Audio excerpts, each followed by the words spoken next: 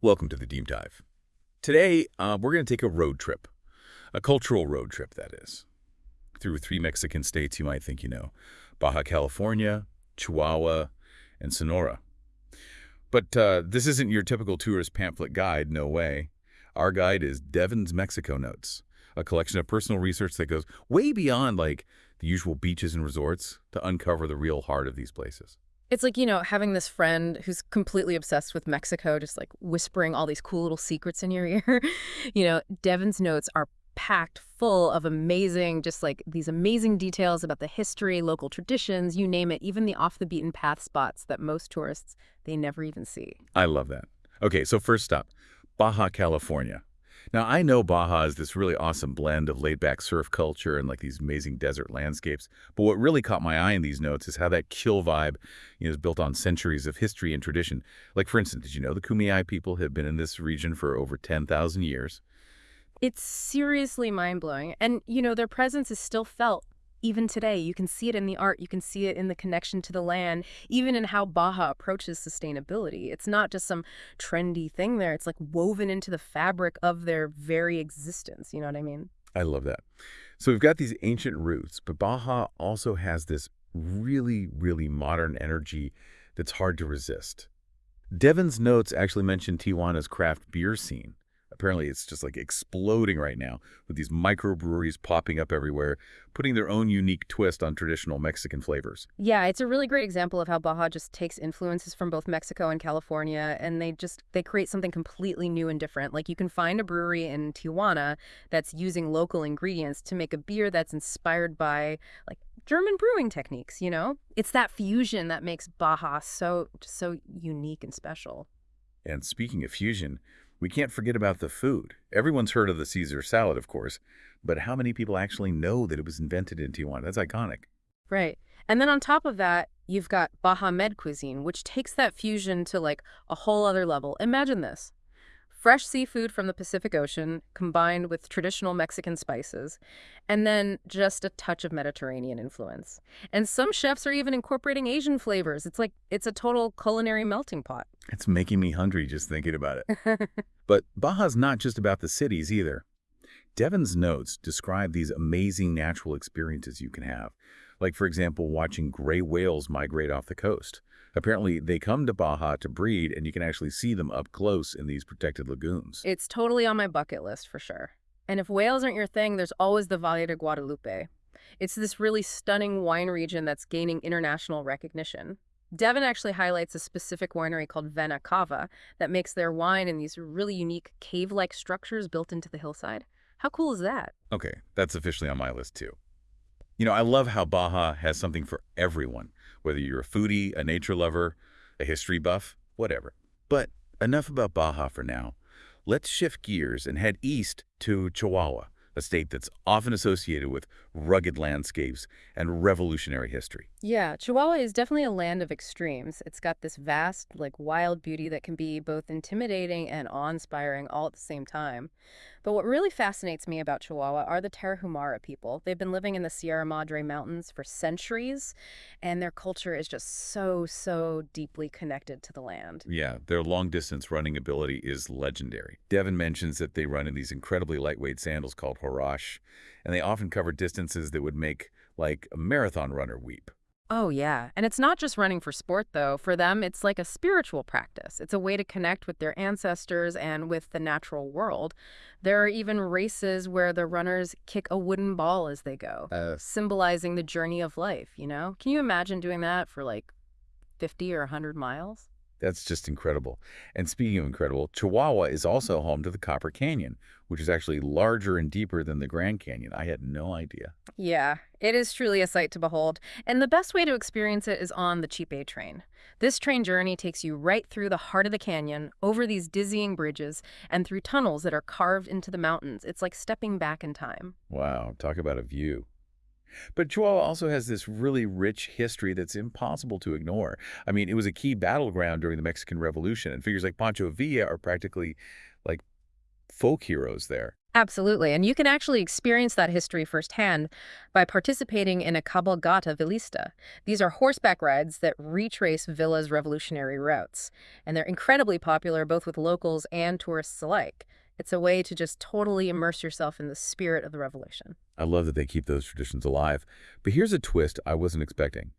Chihuahua has a significant Mennonite population. I always associate Mennonites with, like, Pennsylvania, not Mexico. Right. It's such a fascinating story, though. They started migrating to Mexico in the early 20th century looking for religious freedom and fertile land. And they've had a huge impact on the region, especially in agriculture. They're actually known for their cheese-making skills. And queso Chihuahua, which is a popular melting cheese, is a direct result of their influence. So we've got ancient runners, revolutionary cowboys, and cheese-making Mennonites. Chihuahua is sounding more and more diverse by the minute, and Devon's notes mention that this diversity is also reflected in the food. Oh, absolutely. You have dishes like discada norteña, which is this amazing mix of grilled meats cooked on a plow disc over an open fire. And then there's sotol, a smoky spirit that's distilled from a desert plant that's unique to the region. Okay, I'm officially adding Chihuahua to my list of places to visit, but we've got one more state to explore. Let's head south to Sonora, a land where cowboys and indigenous traditions collide. What are we diving into first? All right, diving back into Devon's Mexico notes.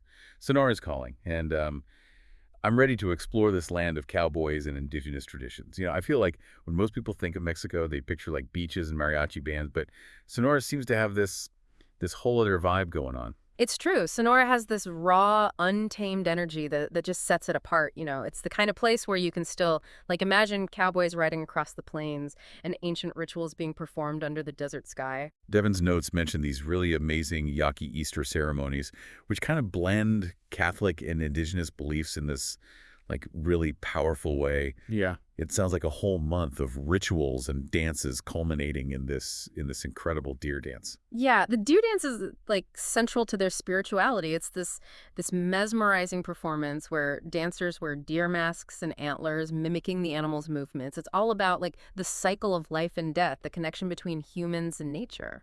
I'm getting chills just thinking about it. That deep respect for nature, I feel like, is a recurring theme in Sonora.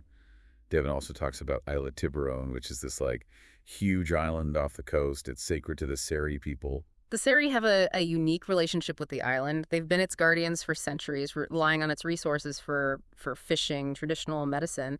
And they're known for their incredible craftsmanship, particularly with ironwood carvings. I saw some pictures of those carvings. They're stunning. Yeah. Okay, but we can't talk about Sonora without mentioning the cowboys, right? I mean, what Yeah. sets Sonoran cowboys apart? Well, I think their traditions, they go back centuries to the Spanish colonial era, and they've really held on to that heritage. Sonoran cowboys, or vaqueros, are known for their incredible horsemanship and their skill in working cattle.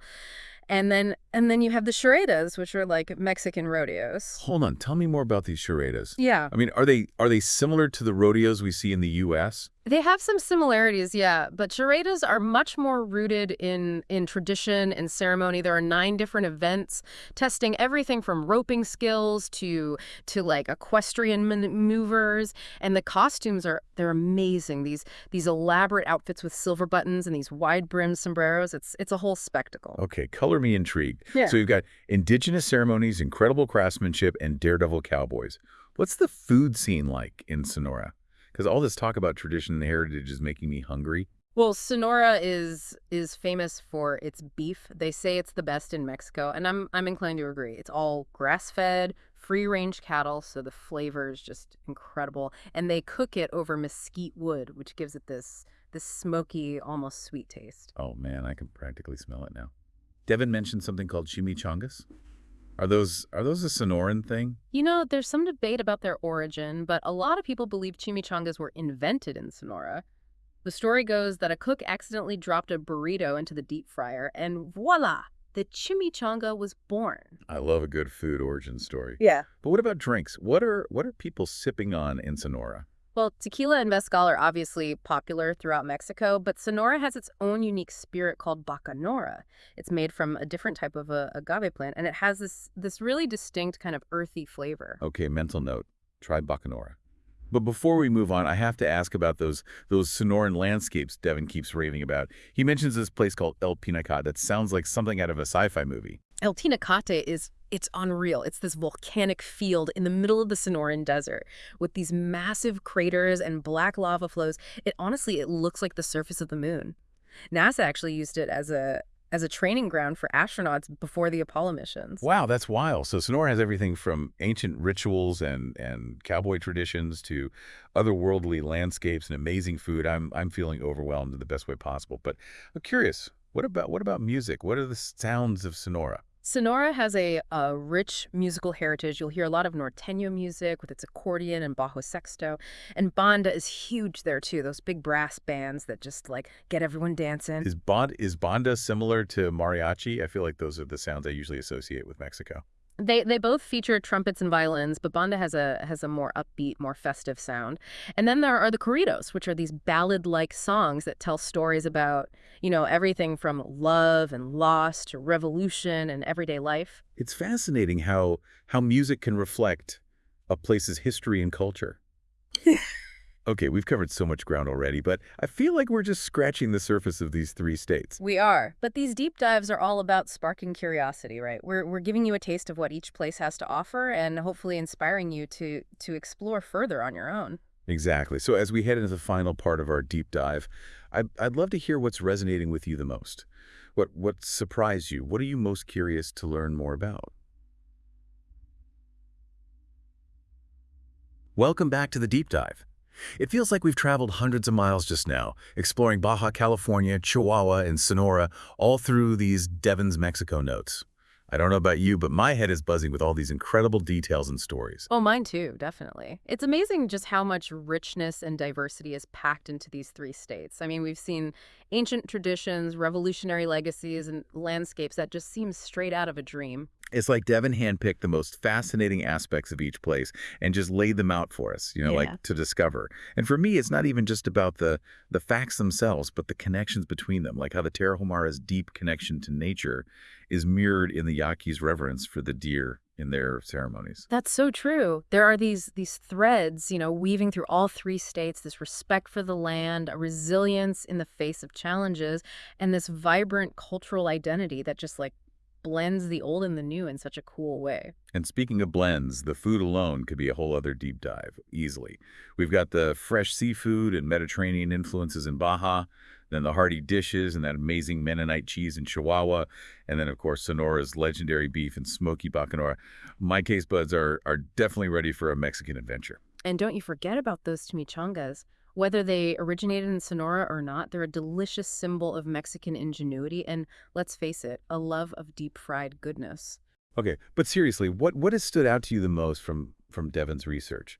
For me, it's the way these states have managed to preserve their own unique identities while also kind of embracing change and influence from other cultures. Yeah, I completely agree with that. It's that constant push and pull, I think, that makes these places so dynamic. You see it in the art, in the music, the food. It's all a reflection of this beautiful mix of heritage and innovation. And it makes you realize that Mexico is it's so much more than just beaches and resorts, Yeah. There's this whole other side, this deeper story just waiting to be discovered. And that's what these deep dives are all about, right? Encouraging you to go beyond the surface, to dig a little deeper and uncover those hidden gems. Exactly.